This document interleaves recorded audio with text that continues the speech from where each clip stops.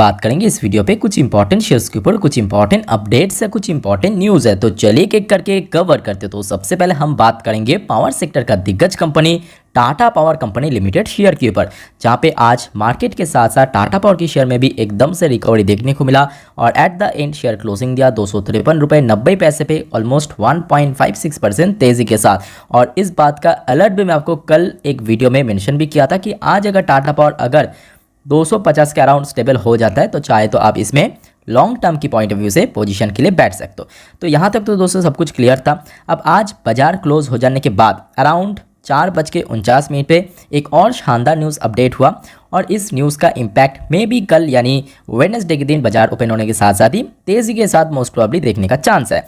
News का headline कुछ ऐसा है, Bridgestone ties up with Tata power to install EV charger. तो जैसे कि आपको मालूम है टाटा पावर का बहुत सारे अलग अलग बिजनेस है, उनमें से एक बिजनेस है ईवी की इंफ्रास्ट्रक्चर के ऊपर। ठीक है, तो यहाँ पे दोस्तों एक दूसरा कंपनी जिसका नाम है ब्रिजस्टन और टाटा पावर दोनों के साथ मिलकर एक पार्टनरशिप हुआ है। तो अब चलिए नीचे थोड़ा सा आर्टिकल को पढ़ लेते हैं। Under the collaboration Tata power will install 25 to 30 kilowatt capacity DC fast charger that are capable of charging a 4-wheeler within an hour।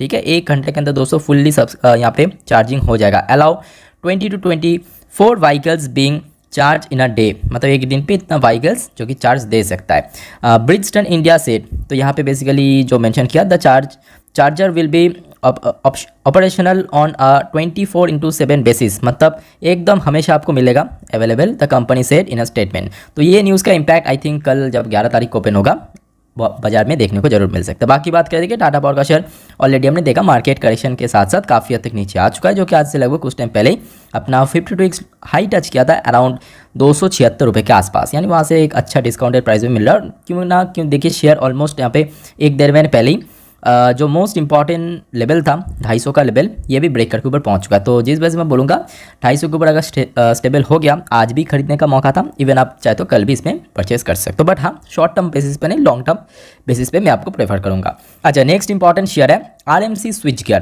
तो RMC स्विच गियर बहुत अच्छी कंपनी, छोटे कंपनी अच्छी कंपनी है। आज के रेट पे सीधा 9% ऊपर जाकर क्लोजिंग दिया। लास्ट 6 महीने की बात करें 203% का रिटर्न दिया। 1 साल की बात करें 400% का रिटर्न दिया। और अगर हम मैक्सिमम रिटर्न की बात करें तो जब से लिस्ट हुआ तब से लेकर अभी तक एकदम मल्टीबैगर रिटर्न कमा के दिया। अब बात यह है कि कंपनी आज से कुछ दिन पहले अपने शेयर होल्डर के लिए बोनस शेयर इशू किया था 1:2 रेशियो में, जिसका एक डेट दोस्तों काफ़ी नज़दीक हो चुका है, मतलब आपके हाथ में अभी ज़्यादा वक्त नहीं है।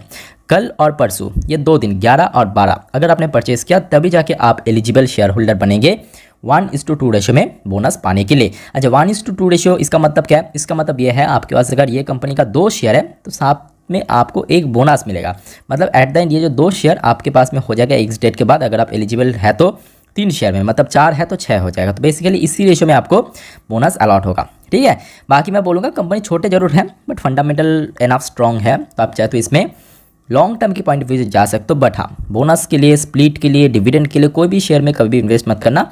अगर आपको लॉन्ग टर्म के लिए जाना है तभी इन्वेस्ट करना। और साथ ही साथ मैं बोलूँगा छोटे कंपनी होने के कारण काफ़ी रिस्क भी है, तो इसको अच्छे से स्टडी करना पहले, उसके बाद ही कोई डिसीजन लेना, राइट। तो नेक्स्ट इंपॉर्टेंट अपडेट है BSC लिमिटेड। तो BSC लिमिटेड में दोस्तों हो क्या रहा है, मतलब अगर हम बात करें 1 महीने पे थोड़ा बहुत नीचे कंसोलिडेट किया, बाद 6 महीने पे 208% का रिटर्न। ईयर टिल डेट की बात करें बहुत अच्छे रिटर्न दिया।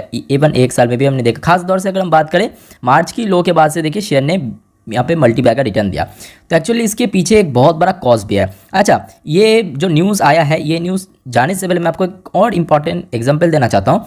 सपोज आपको अगर कोई फ्यूचर एंड ऑप्शन ट्रेड करते हो तो आप कौन सी यहाँ पे डेरिवेटिव्स को पिक करते हो? मे बी यहाँ पे स्टडी के अकॉर्डिंग ज़्यादातर लोग जो है बैंक निफ्टी के अंदर ही, जो कि एक्सपायरी होता है वीकली मंथली, उसके ऊपर बेस करके यहाँ पे ट्रेडिंग करता है। ठीक है, ये एक जो स्टडी के अकॉर्डिंग ज़्यादातर जो ट्रेडर्स होता है बैंक निफ्टी को ही प्रेफर करता है। बट उसके साथ साथ और भी बहुत सारे डेरिवेटिव्स हैं, जैसे कि निफ्टी फिफ्टी का भी हो गया, ठीक है, IT का भी हो गया, ऑटो का भी है। ठीक, वैसे ही दोस्तों BSC ने हमने देखा, क्योंकि ये सारे जो मैं डेरिवेटिव्स के नाम लिया, चाहे बैंक निफ्टी की बात करें, निफ्टी फिफ्टी की बात करें, ये सारे दोस्तों NSE की डेरिवेटिव्स है। मेरे बात को ध्यान से सुनना, डेरिवेटिव्स मतलब FNO बात एक किया, ठीक है, फ्यूचर एंड ऑप्शन जो भी हम बोलते हैं। तो अभी क्या किया BSC ने भी अपना जो फ्यूचर एंड ऑप्शन है वो दोस्तों लगातार लॉन्च किया।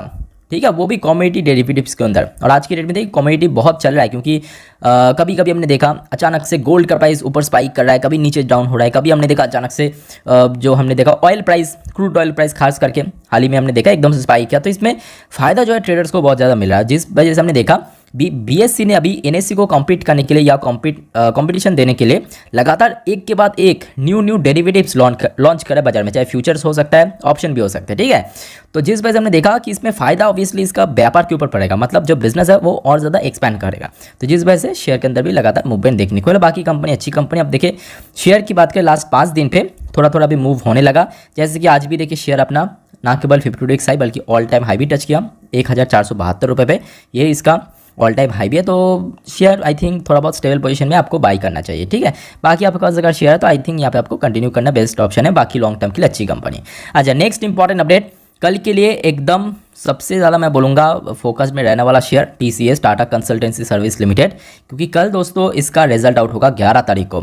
और ना केवल रिजल्ट आउट होगा, सबसे पहले तो देखिए Q2 का रिजल्ट आउट होगा, उसके साथ साथ कंपनी डिविडेंड भी देगा, उसके साथ साथ बाईबैक का नोटिस भी आउट होगा। और इस बार देखिए मानना यह है ज़्यादातर ब्रोकरेज एनालिस्ट का कि कंपनी कोई मोटा रकम का बायबैक कर सकता है, यानी अराउंड आप बोल सकते हो कि 18-20 हज़ार करोड़ का, क्योंकि लास्ट टाइम भी हमने देखा था काफ़ी अच्छा बायबैक किया था 2022 की जनवरी के महीने पे। अब बात ये कि जब कोई बड़े कंपनी अपना रिजल्ट प्रेजेंट करते हैं उसके पहले हमने देखा कि ब्रोकरेज कंपनी के द्वारा अलग अलग एक्सपर्ट द्वारा एक फोरकास्ट किया जाता है। ठीक वैसे ही दोस्तों एक प्रीव्यू हम चेक करेंगे कि किस टाइप की रिजल्ट कंपनी का हो सकता है। ऑलरेडी देखिए लास्ट 1-2 वीडियो में मैं कवर किया था टीसीएस को, उस टाइम पे हमने देखा था लाइव मीट की जो एक्सपर्ट थे उनके अकॉर्डिंग या मनी कंट्रोल का। अभी हम देखेंगे इकोनॉमिक्स टाइम की वेबसाइट की ऊपर जो सारे एक्सपर्ट ने अपना राय दिया उसके अकॉर्डिंग। ठीक है, तो इकोनॉमिक्स टाइम की जो एक्सपर्ट है उनके अकॉर्डिंग इस बार जो कंपनी का रेवेन्यू है ऑलमोस्ट यहाँ पे 60,218 करोड़ के अराउंड होने का चांस है, जो कि क्वार्टर ऑन क्वार्टर बेसिस पे एक मिनिमम ग्रोथ या म्यूटेड ग्रोथ आएगा 1.4% के अराउंड, और ईयर ऑन ईयर बेसिस पे बात करें 9% के आसपास एक ग्रोथ होने का चांस है मिनिमम। उसके साथ साथ नेट प्रॉफिट की बात करें क्वार्टर ऑन क्वार्टर बेसिस पे 3% के आसपास होने का चांस है, अमाउंट वाइज 11,404 करोड़।